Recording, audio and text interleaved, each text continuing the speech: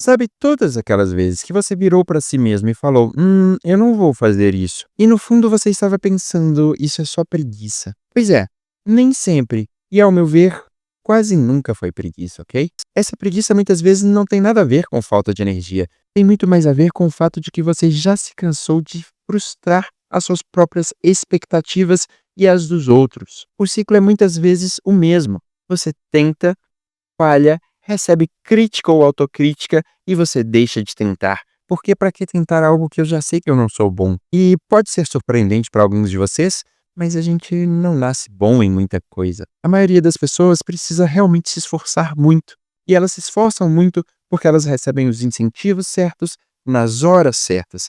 E elas passam a acreditar que elas são boas o suficientes naquilo para seguir investindo. E à medida que você investe, você efetivamente fica bom e depois de ficar bom, você passa a gostar daquilo. Então sempre leve em consideração o fato de que você irá se tornar bom, irá gostar depois de um tempo, dificilmente no começo. A maioria das tarefas não é como um sorvete, um doce de leite, um pão de queijo. Elas exigem que nós gastemos energia e o nosso cérebro olha para essa situação e diz: eu acho que eu vou economizar energia. Mas isso não é nós sendo preguiçosos, porque quando nós somos crianças, nós exploramos tudo. Então, usualmente, crianças sempre irão nascer exploradoras.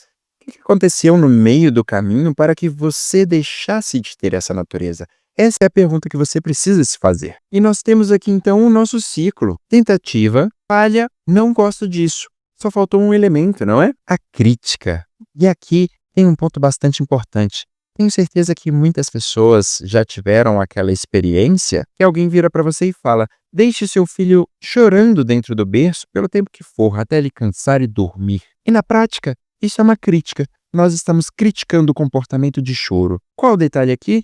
Os nossos filhos, conforme já bem diz a ciência, eles simplesmente não têm autocontrole.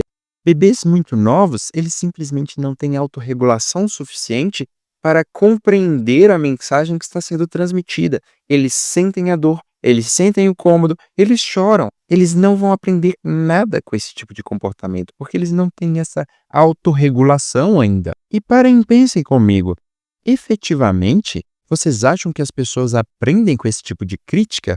Era assim que os generais da aeronáutica de Israel tentavam fazer. Eles perceberam que quando o piloto performava mal, eles davam uma crítica e o piloto melhorava. Mas quando o piloto performava bem, eles davam um elogio e o piloto piorava. Conclusão?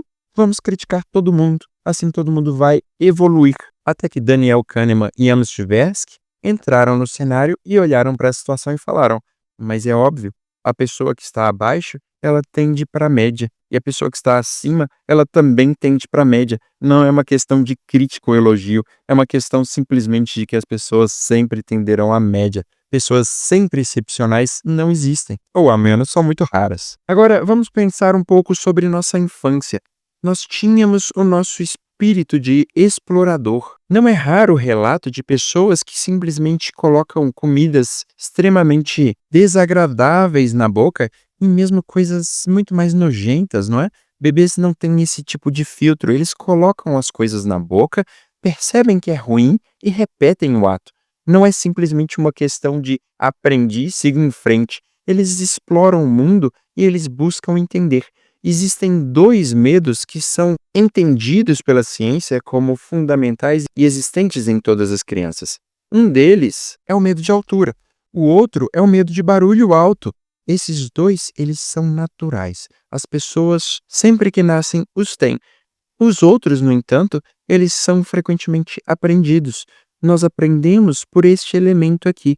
Nós temos uma situação, a nossa situação vai contra nós, seja por meio de uma crítica de uma pessoa ou de uma crítica da natureza como um todo, nós nos adaptamos àquele elemento e aquilo se torna uma marca. Obviamente que é importante a crítica, mas como fazer críticas que funcionam bem para nós? Como vocês já podem ter percebido, aqui não funcionou bem. Nós desenvolvemos um não gosto disso matemática, não gosto disso festa, não gosto disso diálogo. Espera, Cristiano, quem não gosta de diálogo? Quem não gosta de festa?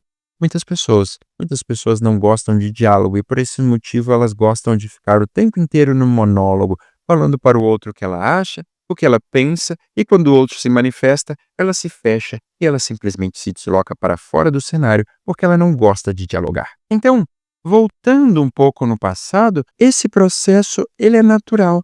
A criança ela faz e a criança aprende. Existe uma grande diferença do cérebro da criança para o cérebro do adulto. A criança tem muito mais neuroplasticidade, enquanto o adulto possui menos neuroplasticidade.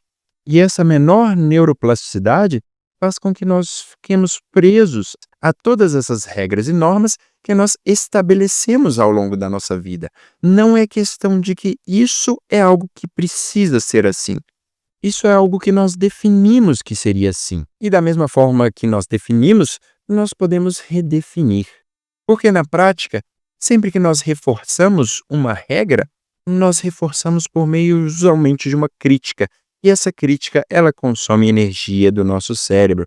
Essa autocrítica, ela nos desgasta constantemente, fazendo com que os nossos cérebros e as nossas emoções se tornem muito mais intensas. Ao invés de avaliar, gastar energia do nosso cérebro pensando, ok, será que isso faz sentido para mim?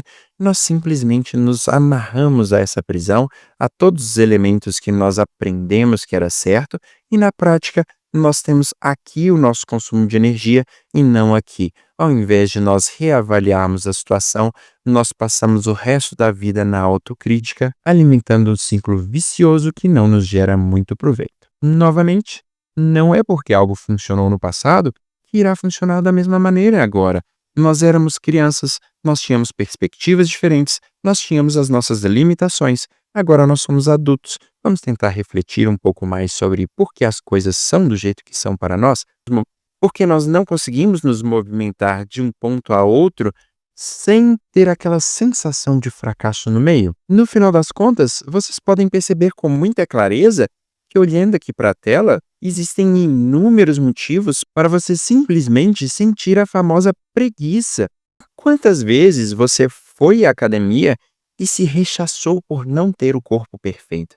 Quantas vezes você olhou para si mesmo e disse, eu não gosto de você? Quantas vezes você olhou para si mesmo ou alguém olhou para você e disse, você não é muito inteligente ou até você é burro? Cada uma dessas vezes reforçou essa autopercepção negativa e levou você a esse sentimento de que não vale o esforço. Afinal de contas, o seu corpo é desse jeito.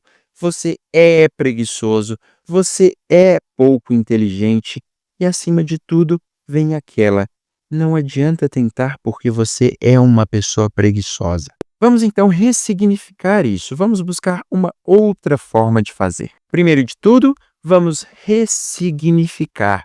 Ressignificar o quê? A palavra vitória. E antes de começar esse processo, eu gostaria de perguntar para vocês: quando vocês pensam em vitória, o que vem na mente de vocês? Se a resposta foi adversário, e você associa esse adversário a um indivíduo, ou seja, eu preciso de ter um algoz para ter uma vitória, você provavelmente está em um espectro patológico da vitória. A vitória tem sim essa conotação da disputa, mas se ela sempre disputa para você, provavelmente ela não está fazendo muito bem para a sua vida. Se você olhou para isso com viés de primeiro lugar, ou seja, continuo tendo meus adversários que precisam estar abaixo de mim, provavelmente você também tem uma visão patológica de vitória, porque na prática é sim uma vitória, obviamente, mas é uma vitória de um elemento específico, o elemento de ser melhor do que os outros. E esse não é o elemento essencial para todas as coisas da vida. Se você caiu em alguma das categorias anteriores, ou alguma que você entende ou consegue perceber com clareza que é disfuncional, minha sugestão é olhar para essa última aqui. Não enxerguem vitória como algo comparativo. A vitória tem a ver com um objetivo. Eu tenho como objetivo ser feliz. Eu tenho como objetivo alcançar um resultado. Eu tenho como objetivo realizar. Conseguem ver aqui o padrão? A questão não é uma questão referente ao outro. É uma questão referente ao meu ideal. Qual é o meu ideal? O meu ideal é ter uma casa de tal padrão. Por quê? Ah, porque eu quero ser melhor do que o fulano. Porque o fulano tem. Porque o fulano vê isso com bons olhos. Porque o fulano me disse que isso é bom. Não, está errado. Isso é patológico. E obviamente que isso tem o seu lugar. Às vezes nós precisamos ser competitivos. Mas não percam de vista o fato de que tudo está ao redor do objetivo. E o objetivo tem que ter significado para você e não para o outro. Ah, Cristiano, mas o que o outro acha de mim tem significado para mim. Ótimo. E para isso você vai naturalmente buscar um psicólogo e entender o que efetivamente isso significa na prática de um indivíduo. Vamos propor aqui então um exercício que pode ser muito útil para vocês. O exercício é o seguinte: criem um canto da vitória de vocês. E neste canto vocês vão colocar todas as vitórias que vocês entendem que tenham alguma relevância. Não precisam ser vitórias enormes. Vocês não precisam escalar o Everest. Vocês não precisam virar gerente em um dia. Mas são passos, são etapas que vocês vão construindo e que são as suas vitórias.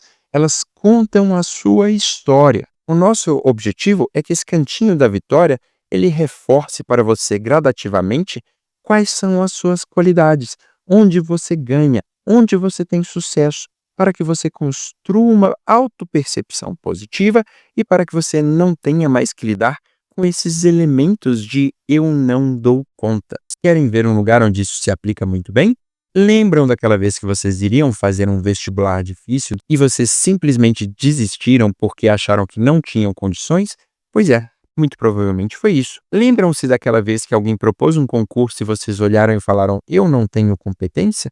Provavelmente foi isso também. Vocês querem ter bons resultados em relação à vida de vocês? Tenham o seu cantinho do sucesso e comecem a narrar a história de uma pessoa vitoriosa. Tenho certeza que todos têm muitos sucessos na vida, mas muitas vezes eles acabam ofuscados pela opinião de pessoas que simplesmente não entendem o nosso sucesso. Se você gostou desse vídeo, lembre-se de curtir, compartilhe com aquelas pessoas que você mais gosta e assine o canal. Toda semana nós lançamos muitas coisas novas. Obrigado!